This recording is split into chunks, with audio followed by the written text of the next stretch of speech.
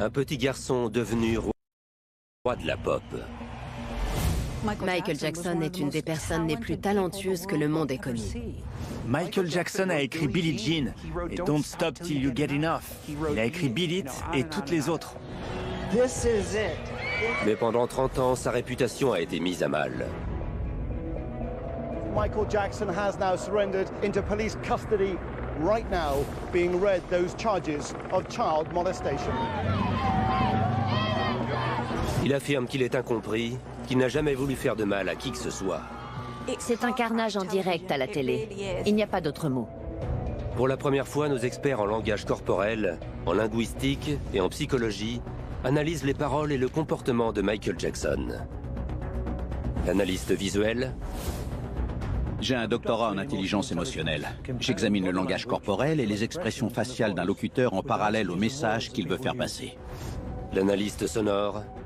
Je suis professeur de linguistique.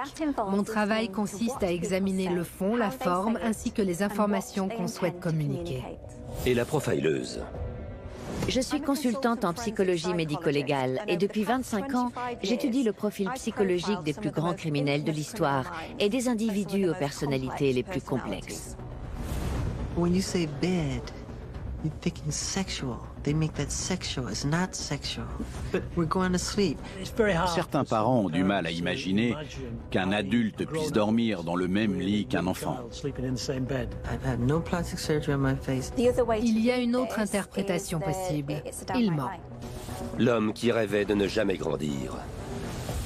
Peter Pan, to me, represents something that's very special in my heart. I am Peter Pan. You're not your Michael Jackson. I'm Peter Pan in my heart. Quand on voit ça, on ne peut que se demander, mais qu'est-ce qui se passe dans sa tête?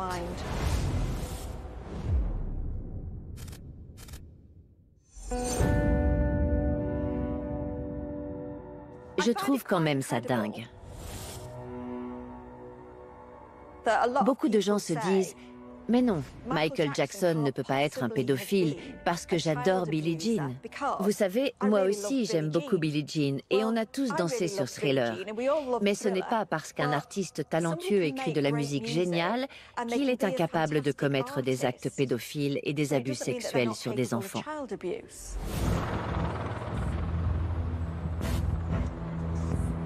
Santa Barbara, en Californie, en 2003.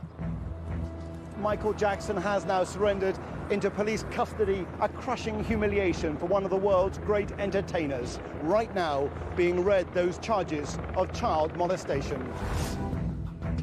14 chefs d'accusation pèsent contre lui. Afin de sauver sa carrière et sa réputation, Michael Jackson plaide non coupable. C'était un grand cirque médiatique devant le tribunal. Ses fans étaient là. Des tonnes de gens étaient venus avec des pancartes et demandaient sa libération.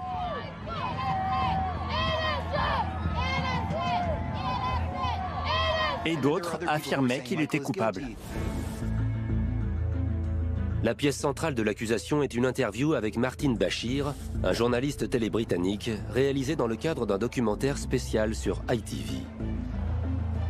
Michael Jackson y fait des révélations alarmantes sur son habitude de dormir avec des enfants. Quand on regarde le documentaire de Martin Bashir, on assiste vraiment à un carnage en direct. Il n'y a pas d'autre mot. What do you think people would say if I said, well, I've invited some of my daughter's friends round or my son's friends round and they're going to sleep in the bed with me tonight? That's fine. What do you think their parents would say? If they're wacky, they would say you can't. But if you're close family, like your family, you know them well. And Tout le monde l'a vu. Et pendant un temps, ça a été le sujet de conversation. T'as vu que Michael Jackson a dit que c'était pas grave de dormir avec des enfants? I wouldn't like my children to sleep in anybody else's bed. well, I wouldn't mind if I knew the person well. Ces interventions ont soulevé beaucoup de questions. On ne peut pas dire sur une chaîne de TV internationale « Je suis un homme adulte et je compte bien dormir avec des enfants qui ne sont pas de ma famille quand j'en ai envie ». Jackson affirme qu'il ne voit rien de mal dans ce comportement ou dans cette habitude. Nos experts en langage corporel, en linguistique et en psychologie médico-légale étudient les images en détail. When you actually invite children into your bed, you never know what's going to happen. But when you say bed, you're thinking sexual. They make that sexual. It's not sexual. But we're going to sleep. Il est cohérent dans son attitude. Son ton reste le même. Il choisit bien ses mots. On ne remarque aucune hésitation, aucun geste contradictoire. Tout semble suggérer qu'il dit effectivement la vérité. Tout semble naturel. Il n'y a pas de signaux d'alarme qui pourraient attirer l'attention. I tuck them in. I put a little music on, into a little storytelling. I read a book. It's very sweet. We put the fireplace on. We give them hot milk. You know, we have little cookies. It's very charming, very sweet. Sure. It's what the whole world should do. En plus, s'il essayait de cacher quelque chose, s'il faisait quelque chose de mal à ses enfants, est-ce qu'il se montrerait aussi honnête et ouvert aux questions? Michael Jackson est honnête avec nous. Pour lui, il n'y a rien de mal dans ce comportement. When you actually invite children into your bed, you never know what's going to happen. But when you say bed, you're thinking sexual. They make that sexual. It's not sexual. But we're going to sleep. Ici, on comprend qu'il évolue dans une autre réalité que la nôtre. C'est une question de perspective. I tuck them in. I put a little music on, into a little storytelling. I read a book. It's very sweet. Il ralentit également son discours. Il décrit tout ce qu'il fait comme si c'était quelque chose de naturel. Put the fireplace on. We give them hot milk. You know, we have little cookies. It's very charming. Very sweet. Sure. It's what the whole world should do. Sa technique est de rejeter en bloc, avec emphase, ce que le journaliste essaie d'insinuer avec ses questions. I wouldn't like my children to sleep in anybody else's bed. Well, I wouldn't mind if I knew the person well. My children sleep with other people all the time. And you're happy with that? Fine with it. They're honest. They're sweet people. They're not Jack the Ripper. Le journaliste n'arrive pas à faire ressortir ce qu'il veut de cette interview, c'est-à-dire insister sur le fait que les habitudes de Michael Jackson sont très étranges. Ce n'est pas normal de laisser son lit à des enfants ou de le partager avec des enfants. Et c'est aussi un comportement qui peut suggérer le pire, que le chanteur faisait ça afin d'infliger des abus sexuels à ses enfants. Mais cette possibilité est entièrement rejetée par Michael Jackson.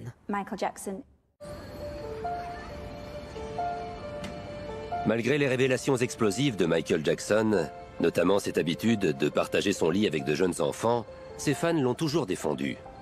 Jackson affirmait qu'il était toujours un enfant au fond de lui. Grandement inspiré par Peter Pan, le garçon qui ne voulait pas grandir, il se crée un monde imaginaire à Neverland, avec une fête foraine grandeur nature et un zoo qui abrite des girafes et des éléphants. Peter Pan, to me, represents something that's very special in my heart. You know, he represents youth, childhood, never growing up, magic, flying, everything I think that children and wonderment and magic, what it's all about. And to me, I just have never, ever grown out of loving that or thinking that is very special. Do you identify with him? Totally. You don't want to grow up? No, I am Peter Pan. You're not your Michael Jackson. I'm Peter Pan in my heart. Dans sa tête, il est toujours un enfant de 9 ans. Il fait donc les choses qu'un enfant de cet âge ferait. Il fait des soirées pyjama avec ses copains, il joue, il va à la fête foraine. Ce petit monde lui convient. Il pense qu'il est une sorte de Peter Pan. Tout colle. Certains parents ont du mal à imaginer qu'un adulte puisse dormir dans le même lit qu'un enfant. C'est quelque chose d'aberrant même, si ce ne sont pas des membres d'une même famille. Michael Jackson a connu un arrêt brutal dans son développement. Son enfance a pris fin quand il avait 5 ans, quand sa carrière a commencé.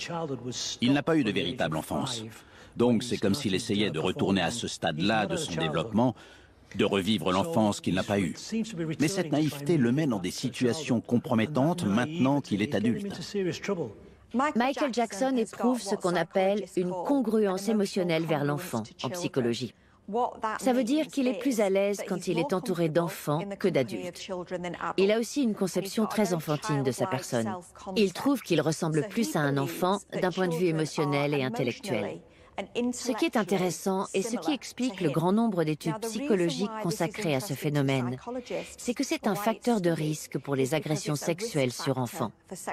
Attention, ça ne veut pas dire qu'une personne présentant une congruence émotionnelle vers l'enfant sera forcément un pédophile ou un agresseur. Mais c'est un facteur de risque. C'est donc un point qu'il faut garder à l'esprit, quelque chose qu'il faut surveiller. Par contre, ce que cette affinité et ces liens forts avec les enfants ne prennent pas en compte, c'est la grande différence de pouvoir entre un adulte et un enfant. Les enfants ne sont pas les égaux des adultes, en termes d'émotion et d'intellect. C'est donc une manière très égoïste de voir le monde. Certes, vous aimez beaucoup les enfants, ils vous rendent heureux, mais est-ce que votre façon d'interagir avec eux est bonne pour eux? Est-ce que ça leur est bénéfique? Le documentaire est la preuve centrale du procès de Jackson en 2005, quand il est accusé d'abus sexuels. Il affirme qu'il est innocent, malgré le portrait dressé. Si on prend en compte son attitude, nous ne sommes pas au tribunal. Je parle juste d'une décision basée sur une analyse comportementale. La balance penche en faveur de Michael Jackson, qui dit la vérité quand il affirme qu'il n'a rien fait de mal à ses enfants.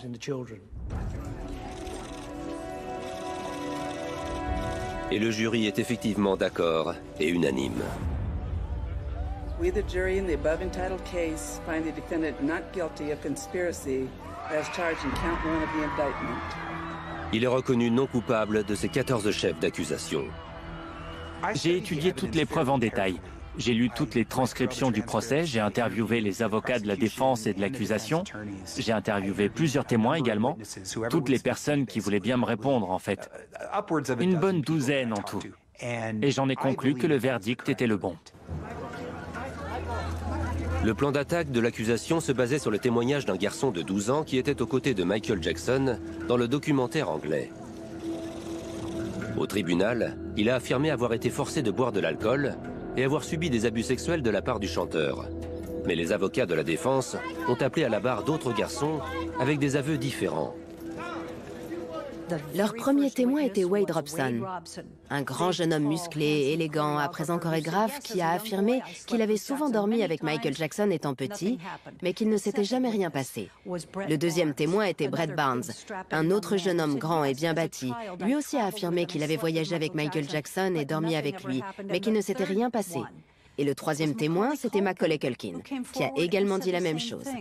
La ligne de défense était très concise et se concentrait sur ses aveux. Jackson remporte son procès. Mais dehors, de nombreuses personnes tirent leurs propres conclusions sur ces soirées pyjama un peu particulières qui avaient lieu à Neverland. On a tous une vie très différente de celle que menait Michael Jackson. Donc, on ne peut avoir qu'un regard extérieur. De ce fait, certaines personnes l'observent et se disent « Oh mais non, regardez-le, il est peut-être un peu farfelu, mais c'est quelqu'un de très vulnérable. C'est une très belle personne. Il a juste gardé une vision très simpliste et naïve du monde. Je suis sûre que son amour pour les enfants est tout ce qu'il y a de plus pur et d'innocent. » My children sleep with other people all the time. And you're happy with that? Fine with it. They're honest, they're sweet people. They're not Jack the Ripper. Alors que l'autre moitié des spectateurs se dit plutôt « Oh la vache, il est vraiment louche ce type ». Ce n'est pas un comportement normal d'adulte. Ce n'est pas Peter Pan. Je pense que dans sa tête, dans son esprit qui ne conçoit pas la vie comme nous, il se disait que s'il se montrait entièrement honnête sur ce qu'il ressentait, tout le monde le comprendrait. Mais non, on ne le comprend pas. Je ne sais pas si son esprit était à ce point tordu et dérangé qu'il pensait qu'avoir des relations sexuelles avec des enfants, c'était leur montrer son amour, c'était leur donner de l'amour. Parce que c'est justement ce que pensent parfois les pédophiles. Mais je ne sais pas si pour lui, ça allait aussi loin. Je sais juste que sa façon de voir le monde était totalement déplacée et très tordue.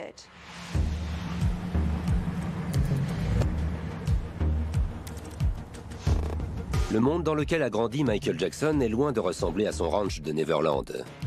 C'est une toute petite maison dans un quartier industriel. Il est le 7e enfant d'une fratrie de 9. Son père compte sur la musique pour sortir sa famille de ce trou. Joe Jackson travaillait dans une aciérie. Il devait sûrement toucher le salaire minimum de l'époque. Il avait 9 enfants à nourrir. Et je pense qu'il les voyait comme une issue de secours pour échapper à la misère. Il fonde les Jackson 5, un groupe composé de ses 5 garçons les plus âgés. Et qui était le meilleur? Michael Jackson. C'était le meilleur chanteur, le meilleur danseur, le meilleur artiste en tout point. C'était la clé pour que Joe Jackson et sa famille puissent quitter leur petite maison de 3 pièces à Gary, dans l'Indiana. Mais le prix à payer est une enfance passée dans les studios d'enregistrement et de nombreuses disputes avec un père qui veut avant tout garder le contrôle. Michael avait une relation très compliquée avec son père, Joe Jackson. Je crois qu'il le terrifiait tout simplement. Et pour ne rien arranger, son père se moquait souvent de la taille de son nez. Is it true that your father used to say you had a fat nose? Yeah. What did he say? What did he actually say? God, your nose is big. You didn't get it from me. Ça peut paraître dérisoire comme remarque, ce n'est qu'un petit détail de rien du tout. Mais il faut savoir que la désapprobation du père était souvent accompagnée de coups pour Michael. Donc les moqueries incessantes sur cette partie de son visage lui causaient probablement beaucoup d'anxiété. He would tease me about how I looked and he would say, well, you didn't get it from my side of the family. It must have been on Kate, you know, Kate, he would always say, meaning my mother. You didn't get that from me. I feel like saying thanks for making me feel better, you know. Au début, Michael Jackson protestait et pestait contre son père. De son côté, Joe gérait cela comme il gérait de nombreuses choses, avec des comportements violents et du harcèlement. Il rouait ses fils de coups, il voulait qu'ils se soumettent à lui, jusqu'à ce qu'ils arrivent à exécuter à la perfection leur chorégraphie. Not only were we practicing, we were nervous rehearsing, because he sat in a chair and he had this bell in his hand. And if you didn't do it the right way, he would tear you up. How often would he beat you? Too much. Would he only use a belt?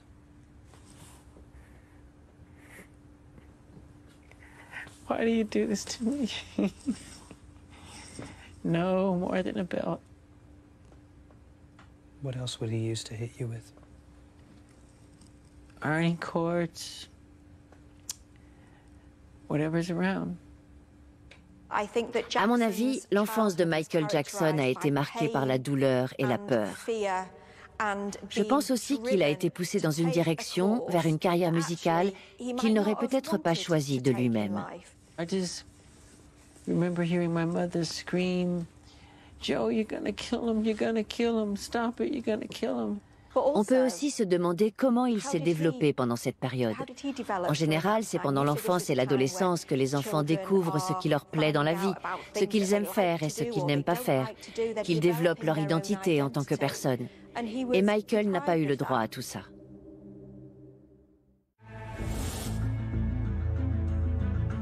En 1993, alors âgé de 34 ans, Michael Jackson est le roi incontesté de la pop.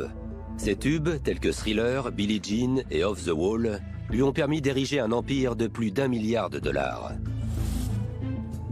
Mais il est encore célibataire, et ses relations et ses amitiés avec des garçons très jeunes commencent à attirer l'attention. J'ai interrogé des personnes qui faisaient partie de l'entourage de Michael Jackson, que ce soit dans le milieu musical, parmi ses stylistes, ses chauffeurs de limousine, ses employés de maison ou des employés de bureau de sa maison de production MJJ. Toutes ces personnes m'ont raconté la même chose. Michael Jackson a une obsession. Il éprouve une véritable fascination pour les jeunes garçons. Michael Jackson affirme aimer tous les enfants. Et il s'entoure effectivement de tout un tas d'enfants. Mais ce n'est qu'avec une catégorie particulière d'enfants qu'il tisse des liens forts et qu'il entretient ses relations amicales très intenses. Ce sont toujours des garçons pubères et prépubères. Puis un jour, la vie de Michael Jackson change à jamais. En août 1993, alors que Michael Jackson était en tournée, la police de Los Angeles décide de faire une descente dans son ranch de Neverland après des accusations d'abus sexuels portées à son encontre par un enfant. À l'origine de ces accusations, Jordy Chandler, un garçon de 13 ans. L'inspecteur en charge de l'affaire m'a dit que lui et son coéquipier avaient discuté pendant des heures avec Jordy Chandler et qu'il leur avait donné plein de détails sur les chambres d'hôtel où il séjournait et sur le ranch de Neverland. Donc ils sont allés vérifier sur place. Et chaque détail que ce garçon leur avait donné, que ce soit la couleur des draps, le tissu du couvre-lit et bien d'autres choses encore, tout était vrai. Est-ce que je crois Jordie Chandler quand il affirme qu'il a été agressé de nombreuses fois par Michael Jackson? Oui, je le crois. Et la situation va encore se compliquer pour Jackson après l'intervention inattendue d'un membre direct de sa famille. La Toya l'a attaqué de manière frontale dans un journal télévisé. I cannot and I will not be a silent collaborator of his crimes against small innocent children. LaToya Jackson a appelé le bureau du procureur général de Los Angeles et elle leur a dit que son frère faisait des bêtises avec des petits garçons et que toute la famille était au courant. I have seen checks payable to the parents of these children, and I've seen these checks through my mother. She showed me these checks. Si on se base sur le ton de sa voix, ses intonations, son attitude et ses illustrateurs, les illustrateurs, ce sont les gestes que l'on fait en parlant pour appuyer notre discours. Tout ça est constant chez elle. Elle pense sincèrement que Michael Jackson agressait sexuellement des enfants. Et son argument principal, c'est les chèques qu'elle a découverts et qui sont adressés aux parents. Elle a fait le lien entre les deux et est arrivée à sa propre conclusion, qui est peut-être vraie, mais qui peut aussi être fausse. C'est une décision qui n'est pas sans conséquence, parce qu'elle fait le choix d'aller à l'encontre des autres Jackson. Elle se détache du reste de la famille. Elle menace toutes les relations familiales. Et ça va avoir un sacré coup après tout ce qu'ils ont accompli depuis le début, tout ce qu'ils ont gagné d'un point de vue matériel. C'est une famille qui était déjà très dysfonctionnelle et qui en sortira encore plus blessée. We should probably say that my parents don't speak to me. Let's put it that way. Do you have any hope that one day there will be a reconciliation with your parents? I think that the only way that could possibly happen if they would stop condoning child abuse. L'enquête sur les abus sexuels présumés de Jackson prend alors un tournant. Jordie Chandler, le garçon à l'origine de l'accusation, mentionne un détail de l'anatomie du chanteur à la police. Les agents exigent de pouvoir examiner le corps de Michael Jackson. Le mandat de fouille corporelle que la police a obtenu leur permettait de prendre en photo le corps nu de Michael Jackson, de face et de dos, mais aussi avec les parties génitales relevées, dans le but de vérifier les dires de Jordie Chandler. Il parlait d'une tache visible sous les parties génitales du chanteur, tache qui était effectivement présente. Jackson riposte immédiatement. Dans une intervention filmée en direct depuis Neverland, il s'oppose à la fouille corporelle de la police et affirme ce qu'il continuera d'affirmer pendant des années, que son amour pour les enfants est pur et innocent. God knows in my heart how much I adore children. La stratégie de Jackson fonctionne, au point que sa sœur LaToya annule son apparition télé et décide finalement de retirer ses accusations initiales. Il parvient également à étouffer l'affaire Jordie Chandler. L'affaire n'est jamais allée jusqu'au procès parce que Michael Jackson a versé 23 millions de dollars à la famille Chandler en échange de leur silence. Ils ont accepté de ne plus jamais parler de ce qui s'était passé. Je pense que c'est vraiment ça le plus tragique dans toute cette malheureuse histoire. On a affaire à quelqu'un qui bénéficie de l'influence et de la richesse nécessaires pour pouvoir acheter le silence des plaignants. Aucun plaignant ne devrait jamais être réduit au silence. Tout le monde devrait pouvoir raconter son histoire comme il le souhaite et pouvoir la raconter aux autorités compétentes pour qu'ensuite ses aveux soient étudiés lors d'un procès judiciaire. Je pense que ça aurait changé le cours de cette affaire si les plaignants avaient pu être entendus dès le départ. Jordie Chandler a récupéré son argent et ne s'est plus jamais exprimé. Depuis, plus personne n'a entendu parler de lui. The reason that's been given for why you didn't go to jail was because you reached a financial settlement with the family. Yeah. I don't want to do a long, drawn-out thing on TV like OJ and all that stupid stuff. And it wouldn't look right. Ce que je trouve complètement dingue et vraiment fascinant, c'est qu'on a un jeune garçon, Jordie Chandler, qui accuse Michael Jackson de quelque chose de très sérieux.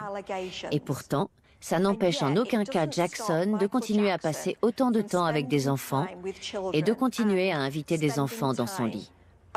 On pourrait croire que n'importe quel adulte sensé, et je vous rappelle que Michael Jackson est bien un adulte, se dirait « Quoi, une minute, je ne veux pas qu'on m'accuse de ces choses horribles, donc je vais changer de comportement. » Mais il ne le fait pas. Pourquoi ne le fait-il pas, bon sang? Il manque clairement de jugement. Ça montre bien à quel point il est irresponsable, à quel point il croit réellement en sa vision du monde. Mais ça montre aussi de quel genre de personne il était entouré. Son entourage lui disait « Oui, Michael, on sait que tu es innocent, on sait que tu as un grand cœur, un bon fond. C'est le reste du monde qui a tort. Toi, tu as raison. » Donc finalement, c'est son entourage qui lui a fait défaut. Ses proches n'ont pas été à la hauteur. Mais en plus de manquer de jugement, c'était aussi quelqu'un d'arrogant.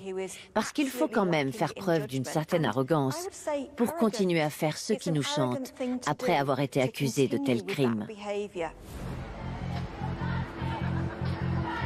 Souvent, Michael Jackson semble être même hors de contrôle. Un des exemples les plus poignants se produit lors de son séjour à Berlin en 2002. Il est à présent accro aux antidouleurs que lui prescrivent ses médecins. Il suspend son bébé de 9 mois dans le vide, au-dessus d'une foule de fans attroupés devant son hôtel.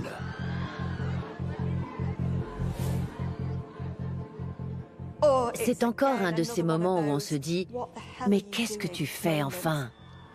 À ce stade de sa vie, il était clairement devenu addict.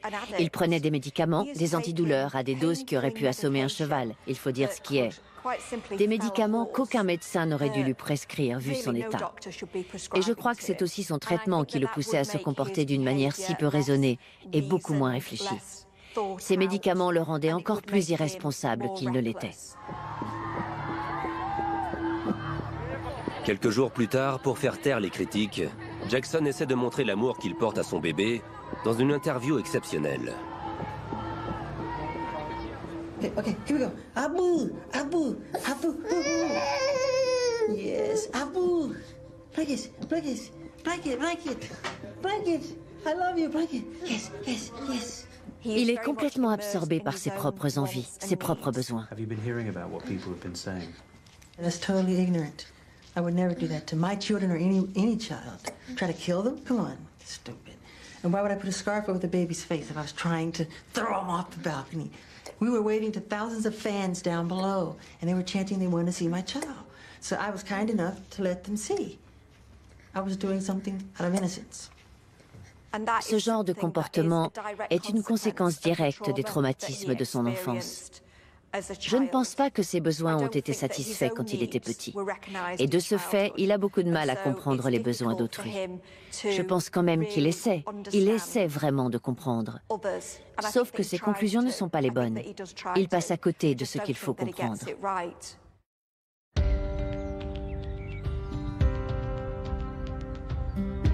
Michael Jackson a toujours affirmé qu'il n'avait jamais fait de mal à des enfants. Et personne n'a réussi à prouver le contraire. Mais souvent, ses paroles étaient en décalage avec les signaux communiqués par son corps. Notamment concernant les rumeurs de chirurgie esthétique. I've had no plastic surgery on my face, just my nose. It helped me breathe better so I can hit higher notes. Ça m'aide à mieux respirer pour atteindre certaines notes. Est-ce vraiment la raison première de cette opération chirurgicale? Peut-être pas. Are you honestly saying that you've only ever had one operation? Two. Comme un enfant, il met l'accent sur le 2 en montrant 2 doigts. You've had two? As I can remember. Yeah, just two. On dirait qu'il cherche dans ses souvenirs, dans sa mémoire, quand il dirige ses yeux vers la droite et qu'il dit « si je me souviens bien ». Il pourrait s'agir d'une réponse honnête de sa part, en raison des accidents qu'il a eus dans le passé. En janvier 1984, lors d'un tournage, Michael Jackson est grièvement blessé et subit des brûlures au crâne. Il essaie peut-être de séparer les opérations de chirurgie esthétique des autres opérations qu'il a subies après l'accident. Il finit avec un balayement de la main comme s'il voulait tout gommer. Il ferme les yeux et balaie le vide de sa main, comme pour dire « passons à autre chose, changeons de sujet, je ne veux pas m'attarder là-dessus ». C'est un sujet délicat pour lui. I've had no plastic surgery on my face, just my nose. Alors d'où sort cette fossette au menton? Est-ce que ses pommettes font réellement partie de sa structure osseuse? Est-ce qu'il a fait des injections qu'il ne considère pas comme de la chirurgie esthétique? Et ensuite, il donne une sorte d'excuse pour avoir fait de la chirurgie esthétique. Et ça affaiblit un peu son affirmation de départ. Everybody in Hollywood get plastic surgery. Plastic surgery wasn't invented for Michael Jackson. No, I'm not suggesting it was invented for Michael Jackson. C'est presque une façon de dire, c'est pas juste de me sortir du lot et de dire que je suis le seul à en faire. Sauf que c'est justement une manière détournée d'avouer qu'il a eu recours à la chirurgie esthétique. C'est une hyperbole parce que ce n'est pas vrai que tout le monde fait de la chirurgie esthétique à Hollywood. Il essaie de dire que c'est la norme. C'est là qu'il vit, c'est ce que font les gens ici. Et ensuite il dit ça pour se défendre. Mais il y a aussi une petite intonation agressive sur la fin de la phrase. Michael Jackson n'est jamais agressif quand il parle, mais parfois, quand il est sur la défensive, il peut avoir cette petite pointe d'agressivité passive. So when they say things like you've had implants in your cheeks, you've had a dimple made in your chin, il ne nie pas les implants parce qu'il répond juste par des « Oh mon Dieu » ou « Oh pitié, s'il vous plaît ». C'est ni un mensonge, ni la vérité. None of it's true.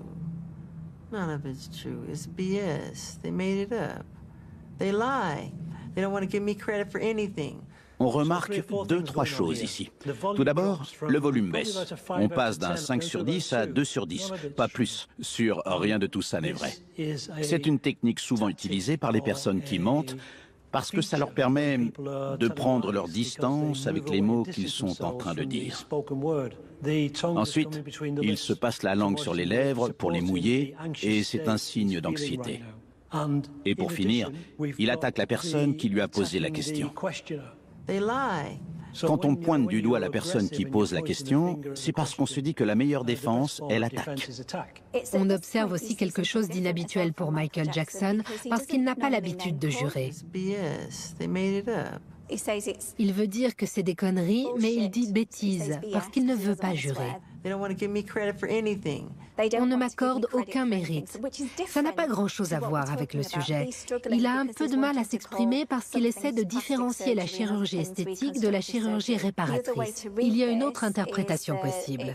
Il ment. Je pense qu'il a subi de très nombreuses opérations de chirurgie esthétique et je ne le crois pas quand il dit qu'il n'y en a eu que 2 sur son nez. Il suffit de regarder une suite de photos de son visage, en commençant par l'époque des Jackson 5, puis au moment de son premier album solo et jusqu'au dernier moment de sa vie. Seulement 2 opérations? Mais bien sûr. Just that though, not the whole face, just the nose. They try to say, why does he keep changing it? It's not true. It's just the nose, you know? Even though the shape of the face is different. Because I've changed. How have you changed? I was a little kid. I'm talking about pictures of you in your 20s. No, I was changing. I'm telling you the honest truth. I don't do anything to my face. Honestly. Honestly. Pour moi, Michael Jackson est en proie à des obsessions. Quand il a commencé à modifier son apparence, je pense qu'il est devenu accro à la chirurgie esthétique. C'est évident qu'il a fait de nombreuses opérations chirurgicales, et ça n'a fait qu'exacerber ses problèmes, parce qu'il s'est engagé dans une pente très glissante, qui lui a fait beaucoup de mal. Michael Jackson a effectivement subi un certain nombre d'opérations de chirurgie esthétique. On lui a créé une fossette au niveau du menton, on lui a coloré les lèvres, ainsi que les sourcils. Ses sourcils ont été tatoués en quelque sorte. Et il s'est fait refaire le nez à plusieurs reprises. Mais tout au long de sa carrière, il a toujours refusé de l'admettre. Il n'a jamais été entièrement honnête à ce propos.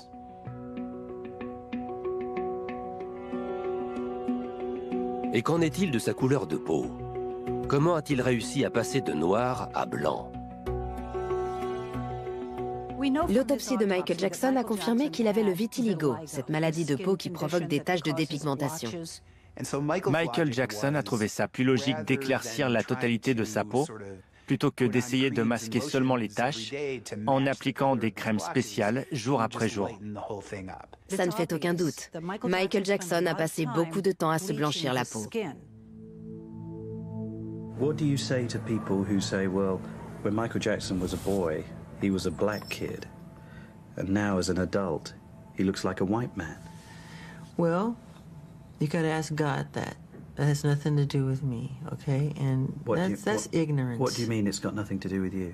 I don't control, you know, puberty. I don't control the fact that I have vitiligo. I don't control, you know, Cette remarque est intéressante. On peut y déceler 2 ou 3 petits indices. Premièrement, on a un haussement d'épaule, mais d'un seul côté, le droit. Son épaule droite se soulève un petit peu quand il parle de sa maladie de peau.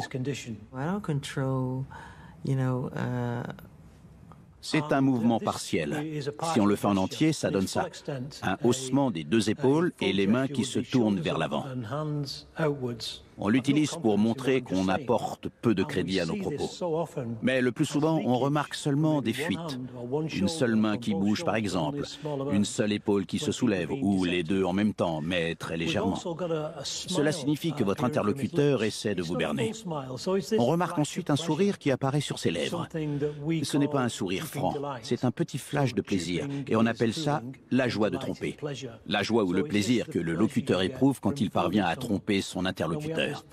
Et pour finir, on observe un minuscule mouvement de tête négatif, de quelques millimètres seulement. Il faut se concentrer sur la pointe du nez pour s'en rendre compte.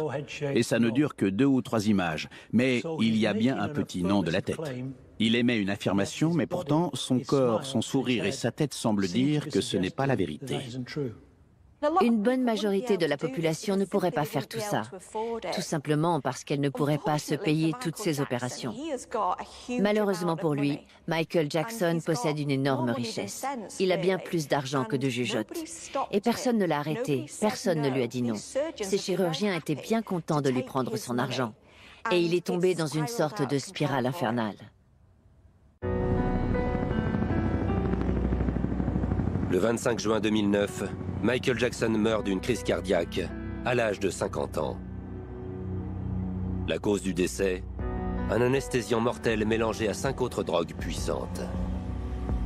Son médecin personnel sera ensuite reconnu coupable d'homicide involontaire pour lui avoir administré malencontreusement l'anesthésiant responsable de sa mort. Plus de 2,5 milliards de personnes dans le monde ont regardé les obsèques du roi de la pop, diffusées en direct. Malgré une réputation entachée par les rumeurs et les accusations diverses pendant 15 ans, au regard de la loi, Michael Jackson est mort en homme innocent.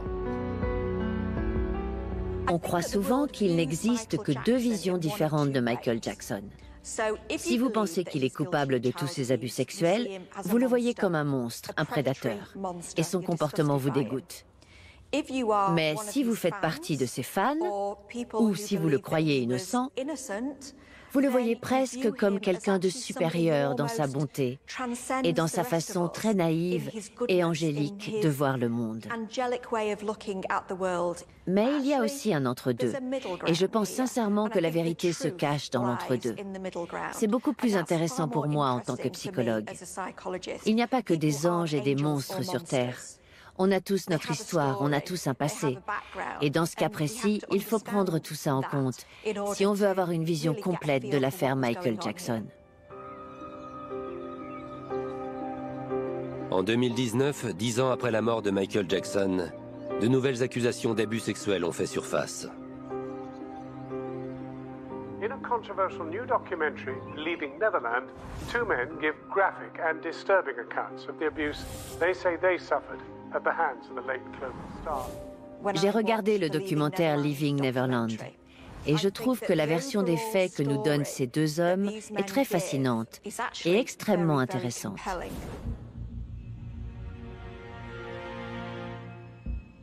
Intense sexual abuse.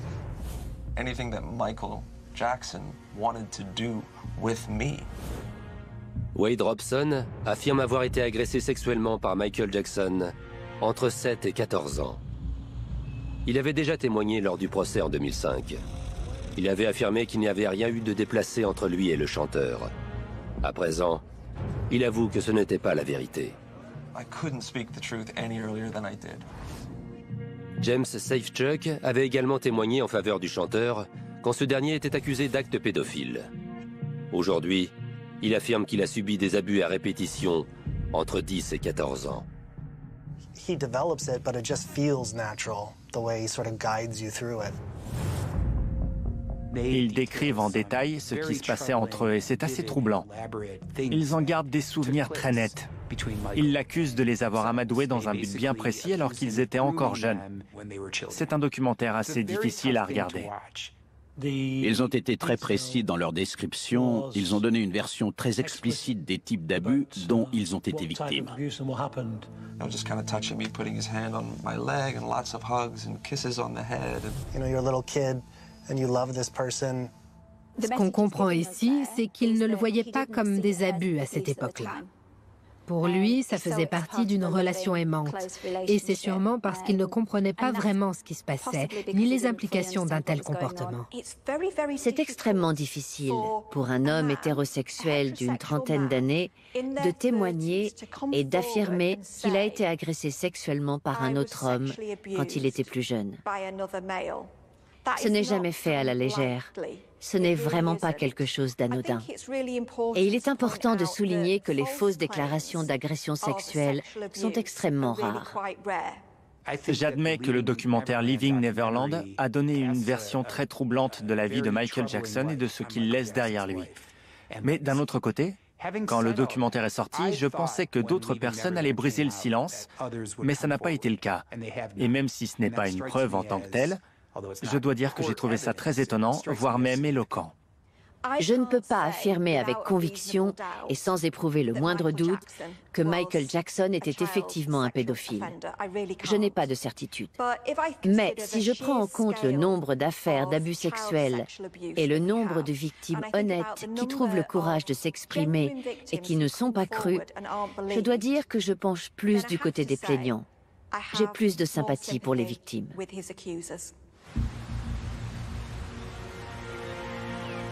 La famille Jackson continue de nier les accusations. Avec de nombreux exemples et contre-exemples qui continuent de faire surface, personne ne sait ce qu'il s'est réellement passé à Neverland. S'ils veulent blanchir le nom de Michael Jackson, je pense que la meilleure façon d'y parvenir est de mener une véritable enquête. Et à mon avis, il faudrait que ce soit réalisé par quelqu'un d'indépendant, d'extérieur et de neutre, sans aucun lien avec les deux parties, afin que toutes les preuves soient entendues avec la même objectivité. La question n'est pas de se positionner. L'important, c'est de faire éclater la vérité, pas de choisir un camp. Pour certains, peu importe ce que disait Michael Jackson, et peu importe ce que ses fans continuent de croire, son comportement a quand même blessé de nombreux enfants vulnérables. Pour moi, il est coupable d'abus psychologiques. Il se montrait cruel, il choisissait un enfant en particulier et lui accordait toute son attention. Il lui donnait la place de favori, puis il le laissait tomber à 13 ou 14 ans comme s'il ne représentait plus rien à ses yeux. Ensuite, il choisissait un autre enfant pour le remplacer. Cela crée une certaine forme de torture pour l'enfant, et on l'entend encore dans les témoignages. Même à l'âge adulte, chez les deux hommes du documentaire. On devine encore cet esprit de compétition que Michael Jackson a instauré entre eux, parce qu'à tour de rôle, ils ont été l'unique favori avant que tout s'arrête subitement. Il passe des heures au téléphone avec eux. Il passe des mois entiers à leur côté. Il s'immisce totalement dans leur vie pendant quelque temps. Mais dès qu'ils atteignent un certain âge, tout s'arrête. Vous avez une place de choix dans la vie de Michael Jackson pendant un certain temps, mais dès que vous atteignez l'adolescence, vous êtes mis à la porte. Je ne sais pas s'il y a eu abus sexuel, mais il y a clairement eu abus émotionnel. Il avait un comportement abusif envers ses enfants. Même s'il n'y a rien eu d'autre, ces jeunes garçons ont été séduits émotionnellement.